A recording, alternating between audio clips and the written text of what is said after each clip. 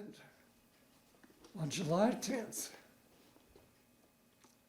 a German dressed in a medical uniform, waving a white flag, requested a 2-year armistice to clear the dead and wounded. And of course, we all agreed. And that same midnight of July 11th, the 3rd Parachute Troop attacked us. We were supposed to form an attack at first light, and of course this disrupted the whole situation. Well, we later learned that this so-called medical officer was a staff officer trying to find out the areas. Wow. Oh, wow. But then on July 11th, the 1st Battalion was supposed to lead off, but they were practically decimated due to this attack. And General Gerhardt, our commander, phoned us and told 3rd Battalion to lead the attack. So, of course, I was supposed to take off. Well, what I told you earlier is that Captain Carter Road, which was the old Forge Road. Well, that's where we went, and then in the first hedgerow, and we attacked. I've got a map here showing that. Attacked across the hedgerow. This hedgerow was,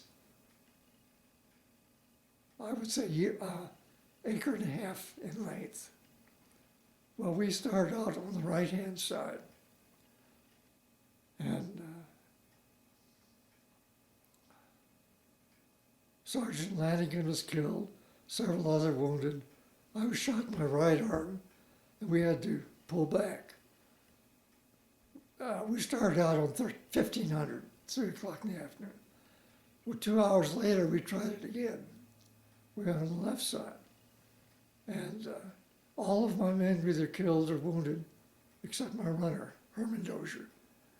And I was shot in both legs, both arms. My carbine was shot in half. And Wow.